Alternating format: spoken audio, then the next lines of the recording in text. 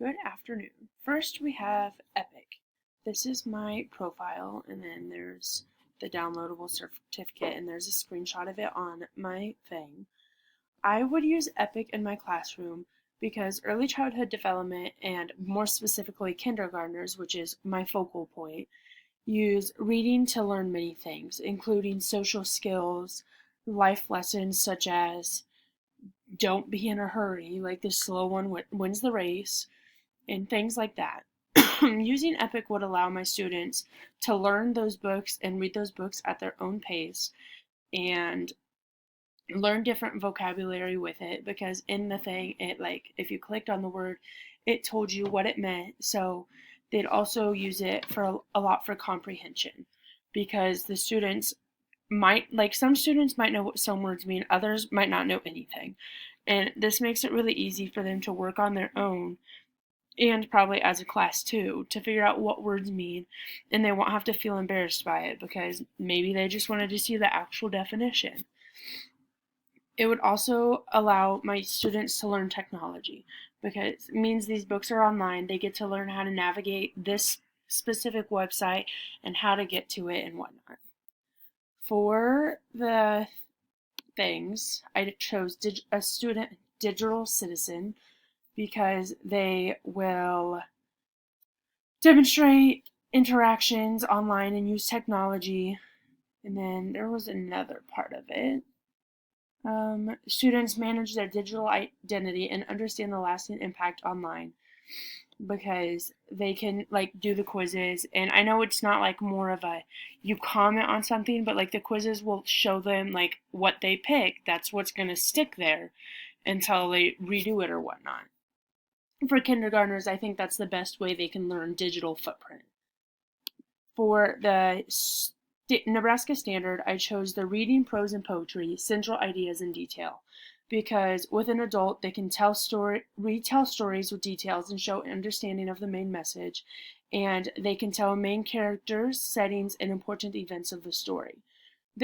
I chose this one because after most books, there's a quiz, and they have to retell what happened in the quiz and remember what happened, and they have to be able to tell other people. Like, I know the quiz isn't actually telling somebody, but they have to go through their head and be like, oh, somebody said this, or this is the main character. Next, we have Storyline Online. This website, you get to click on it, and it's somebody reading the books for you. Storybook allows students to listen to the person read different types of books. This would be useful during like different story times in the classroom, if I'm working with another student, or we're doing different stations, or if I just need to do like papers or grade papers or something to entertain these kids. I can turn this on because clearly they don't know how to read. So if I turn this on, they'll get to listen to the story, and then we can talk about the story after. For its standard, I chose, let me make sure that's on the right one. Yes, collaborator, because educators, dedicate a time to collaborate with both colleagues and students, and they learn alongside students, and it's using collaborative tools to expand their real world learning experiences. Sorry, oh my goodness, and engage virtually with those teachers that are reading the story. For the Nebraska Standard, I chose speaking and listening, comprehension, and collaboration. For example, it's with an adult. I can join in friends and adults and talk about kindergarten topics and text. I can respectfully talk and listen to others about their ideas, and I can follow step directions. Next, we have Book Creator. This is my book, and we'll listen to it. We should have time, I think. My Dream Vacation by Miss Odell. What is your dream vacation? This book is about your dream vacation. If you could go anywhere in the world, where would you go and why? And then we have My Dream Vacation. I had put 2 notes on this one. My dream vacation is to go to Costa Rica. I have wanted to go to Costa Rica ever since I learned about it when I was younger.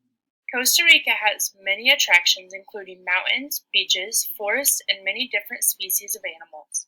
I am an animal lover, and Costa Rica has some of my favorites, including the sloth. I also love to go to the mountains and the beach, so this makes Costa Rica the perfect place for me. And then I added this voice because it's a map and it shows different things, and clearly it says words, so the kids are going to want to know, hey, what's that? If it'll let me click on it. My picture. Oh, I can move it. There we go. My camera's too This close. map of Costa Rica shows many of their different attractions, including volcanoes, turtles, kayaking, different animals, including the whale, the cheetah, the parrot, and surfing. These are just a few of many things you'll see in Costa Rica. Next page we have my flight. I drew loop-de-loos and sightseeing flights, which clearly this is probably not how they would do it, but if I was flying the plane, I'd want to see everything. In order to fly to Costa Rica, I would have to drive to an airport near me, which one of the closest is Omaha, Nebraska. If I were to take United Airlines, a round trip to Costa Rica starts at $437, depending on the season. The summer seasons are more expensive. Upon arrival, I would expect to pay for food, transportation, and shelter, along with different activities. Hotels in Costa Rica have an average price of $100 a night. Meals tend to be $10 to $20 for each person, and the public bus is the most inexpensive means of transportation. Different activities can range anywhere from $50 to $100 on average. And that was the last page of that. For my standards, I chose designer because clearly I'm designing my own book and I'm accommodating different learning differences because some students might need pictures, some might need to listen to it, and some might need to read it. For the Nebraska State Standard, I chose reading informational text and author's craft. With an adult, I can tell who the author and illustrator are from the books, and I can tell what their jobs are. And then I can tell how the words and pictures on the page tell me what the story is about. That one is mainly why I picked it, because if I'm creating a book for kindergartners, I'm clearly going to put pictures that tell something about the story and what it's going to say.